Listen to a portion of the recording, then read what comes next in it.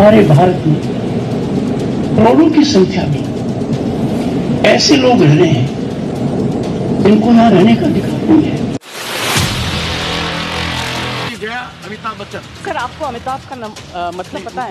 बदल दीजिए, बदलवा दूंगा। I am very proud of my name and my husband and his achievement and it signifies आभा जो मिट नहीं सकती। I am very happy. Don't worry, ये ड्रामा आप लोगों ने नया शुरू किया, पहले नहीं था। मेरे को ये चुनौती नहीं दी जा रही है, ये चुनौती सभापति के पद को दी जा रही है। इसलिए दी जा रही है कि जो व्यक्ति इस पद पर बैठा है वो इसके लायक नहीं है, ऐसा ये सोचते हैं। यहाँ बैठने में अपने आप को सक्षम नहीं पा रहा। मैं दुखी मन से नमस्कार।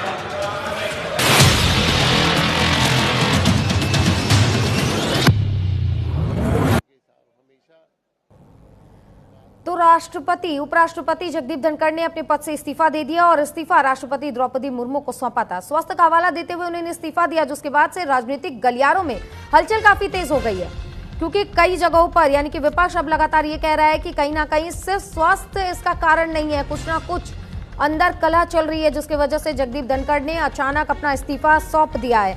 अब सोमवार को देर शाम यानी कि मानसून सत्र की जिस शुरुआती हुई थी उसके पहले ही दिन उन्होंने तत्काल इस्तीफा दे दिया। राष्ट्रपति द्रौपदी मुर्मू को भेजे गए इस्तीफे में धनखड़ ने यह लिखा है कि स्वास्थ्य देखभाल को प्राथमिकता देने के लिए यह फैसला लिया गया है और अचानक फैसले से राजनीतिक गलियारों में अटकलों का दौर भी तेज हो गया है। धनखड़ का इस्तीफा संसद के मानसून सत्र के पहले ही दिन आ गया, जिसके बाद से चर्चाएं काफी तेज हो गई हैं और न सिर्फ चर्चा बल्कि अब उत्तराधिकारी को लेकर भी चर्चा तेज हो गई है, यानी कि अगला उपराष्ट्रपति कौन होगा इसको लेकर भी चर्चा तेज हो गई है। तो सत्तारूढ़ भारतीय जनता पार्टी नीत राष्ट्रीय जनतांत्रिक गठबंधन यानी कि राजग को निर्वाचन मंडल में बहुमत प्राप्त है, राज्यसभा और लोकसभा दोनों जगहों पर। तो आगामी दिनों में संभावित नामों पर विचार किए जाने की भी संभावनाएं तेज हो गई हैं।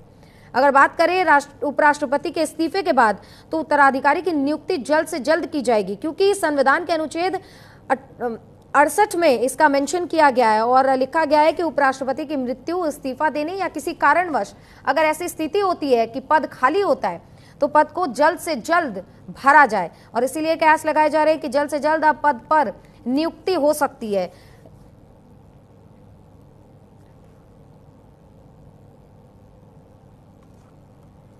तो अगर बात करें पूर्व उपराष्ट्रपति जगदीप धनखड़ के सफर की तो 1951 में उनका राजस्थान के झुंझुनू में जन्म होता है। उसके बाद चित्तौड़गढ़ से उन्होंने अपनी पढ़ाई शुरू की, महाराजा कॉलेज से LLB की उन्होंने पढ़ाई पूरी की और 1979 में बार काउंसिल ऑफ राजस्थान के लिए उन्होंने अपना नामांकन दाखिल किया। 35 साल में राजस्थान के हाईकोर्ट बार एसोसिएशन के वो अध्यक्ष बन गए थे। उसके बाद 1989 में जनता दल से जुड़े और राजनीति में प्रवेश किया उन्होंने। 1990 में जनता दल के टिकट पर सांसद का उन्होंने चुनाव लड़ा और जीत भी गए। 1990 में केंद्र में संसदीय कार्य राज्य मंत्री के पद पर वो नियुक्त हुए। उसके बाद उन्होंने बखूबी अपने कार्यभार को संभाला और उसके बाद 1993 में अजमेर की किशनगढ़ से विधायक चुने गए। जनता दल के विभाजन के बाद कांग्रेस में वो शामिल हुए। 2003 में कांग्रेस से इस्तीफा देकर बीजेपी में शामिल हो गए थे और जुलाई 2019 से जुलाई 2022 तक पश्चिम बंगाल के राज्यपाल रहे हैं।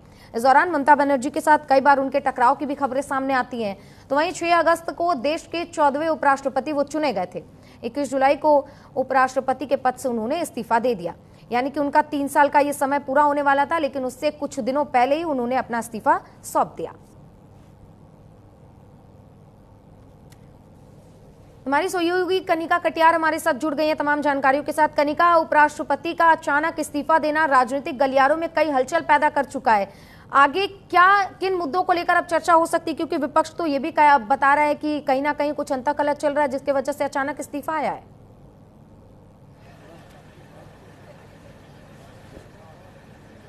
देखिए, बिल्कुल साफ तौर पे जिस तरह से कल उपराष्ट्रपति जगदीप धनखड़ ने इस्तीफा दिया, उसके बाद लगातार जो है अब राजनीतिक हलचल जो है वो देखने को मिल रही है। संसद के बाहर से लेकर संसद के भीतर तक लगातार जो है राजनीतिक हलचल जो है वो देखने को मिल रही है। लेकिन सबसे बड़ी बात की कांग्रेस पार्टी के तमाम जो सांसद हैं वो लगातार ये सवाल खड़े कर रहे हैं कि आखिरकार टाइमिंग को लेकर जो है सवाल खड़े किए जा रहे हैं कि जिस तरह से जगदीप धनखड़ ने अपने स्वास्थ्य का हवाला देते हुए इस्तीफा दिया, तो कांग्रेस पार्टी लगातार इस मामले को लेकर सवाल खड़े कर रही है और कांग्रेस पार्टी का कहना है कि कल जिस तरह से जस्टिस यशवंत वर्मा वाला जो नोटिस आया और जिस तरह से लोकसभा और राज्यसभा में दोनों को एक्सेप्ट किया गया, आज उसको लेकर जो है टेबल होना था वो नोटिस, उसके बाद जो है कमेटी बननी थी जांच के लिए। तो इस पहलू को लेकर जिस तरह से जगदीप धनखड़ ने इनिशिएटिव लिया, तो कहीं ना कहीं इसी कारण जो है उनके इस्तीफे को जो है एंगल दिया जा रहा है। लेकिन सबसे बड़ी बात यह कि जिस तरह का आप भी जिक्र कर रही थी कि आर्टिकल 68 के तहत ये नियम है कि जब अगर जगदीप धनखड़ यानी कि उपराष्ट्रपति इस्तीफा देते हैं या इस तरह की कोई गतिविधियां होती है तो तुरंत उनको उनके पद पे किसी और को नियुक्त किया जाता है। लेकिन अब सरकार की ओर से अभी भी इस पूरे मामले को लेकर किसी तरह की कोई बयान या किसी तरह का कोई भी स्टेटमेंट जो है वो अभी तक जारी नहीं किया गया है। तमाम सांसद जो है वो इस वक्त पार्लियामेंट के अंदर हैं। जेपी नड्डा से पूछने की कोशिश की गई लेकिन उन्होंने जवाब नहीं दिया। राजनाथ सिंह जो है वो मीटिंग कर रहे हैं लेकिन वो चुप बैठे हैं। तो कहीं ना कहीं कांग्रेस जो है वो लगातार इस मामले को लेकर सवाल खड़े कर रही है और जगदीप धनखड़ के इस्तीफे को लेकर जो है सवाल भी खड़े कर रही है और कहा जा रहा है कि प्रेशर में आके जो है कहीं ना कहीं उन्होंने ये इस्तीफा दिया है। हालांकि ये कांग्रेस का एलिगेशन है लेकिन सरकार की ओर से अभी इस पूरे मामले को लेकर कोई भी स्पष्टीकरण या स्टेटमेंट नहीं आया है। और मुझे लगता है कि विपक्ष भी इस तरह की जब बड़े मुद्दे होते हैं, सेंसिटिव मुद्दे होते हैं, तो अब विपक्ष की रणनीति ये है कि वो पहले सरकार के जवाब का वेट करेंगे कि आखिरकार सरकार इस पूरे मामले को लेकर क्या कुछ कहती है, किस तरह की स्टेटमेंट आती है, क्या रणनीति होती है। उसके बाद ही जो है अब ऑपोजिशन जो है इसको लेकर आगे फर्दर क्या करने वाला ही सोचेगा। लेकिन बिल्कुल कांग्रेस के तमाम जो सांसद हैं वो लगातार ये सवाल खड़े कर रहे हैं कि आखिरकार जो इस्तीफा हुआ उसमें जो बीमार होने का कारण बताया जा रहा है वो कारण नहीं है। और कांग्रेस पार्टी के तमाम जो सांसद है, कल आपने देखा होगा जयराम रमेश ने एक्स पे पोस्ट भी किया था, उन्होंने आज सुबह भी पोस्ट किया और कहा कि सरकार के बीच में और जगदीप धनखड़ के बीच में लंबे समय से तालमेल जो है वो ठीक नहीं है। इस तरह की बातें लगातार विपक्ष कर रहा है लेकिन सरकार के जवाब का इंतजार है और देखना यही होगा कि इस पूरे मामले के बाद फिर संसद की कार्यवाही किस तरह से आगे बढ़ेगी। क्योंकि राज्यसभा में अब अगर देखा जाए तो चेयरमैन नहीं है और उसके अलावा उपराष्ट्रपति के पद पे अब इस्तीफा हो गया है, तो उसको लेकर जो है सरकार के भीतर भी लगातार मंथन चल रहा है। लेकिन वही विपक्ष भी जो है इस मामले को लेकर सरकार को घेरने की कोशिश कर रहा है। जाहिर सी बात है कनिका, क्योंकि समय को लेकर लगातार सवाल उठ रहे हैं और क्योंकि पत्र जो भेजा गया है उसमें स्वास्थ्य का हवाला दिया गया है, लेकिन जिस तरीके से हमने देखा है कि जगदीप धनखड़ काफी प्रखर और मुखर तरीके से अपनी बात हमेशा रखते थे, किसी की बात सुनते नहीं थे। हमने सभापति के तौर पर उनका एक अलग ही रूप देखा है। लेकिन कनिका, जिस तरीके से अभी इस्तीफा आया है और आर्टिकल 68 में इस बात का जिक्र भी है कि जल्द से जल्द इस पद को भरा जाना चाहिए, अब तो राजनीतिक गलियारों में हलचल तेज है। किन नामों की चर्चा अब तेज हो गई है, किनके आगे नाम को बढ़ाया जा सकता है?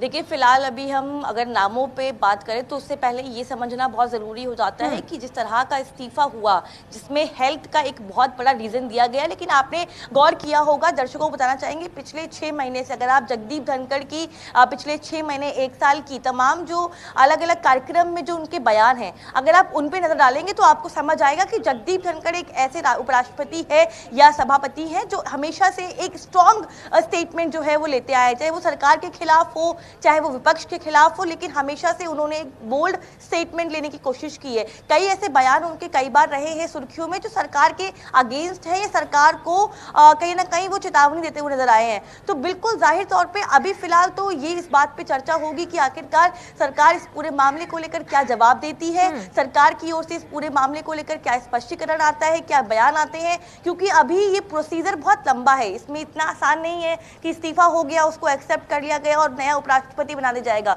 ठीक है, सीधे आपको लिए चलेंगे क्योंकि सदन में प्रोटेस्ट हो रहा है, आपको प्रोटेस्ट की तरफ लिए चलते हैं।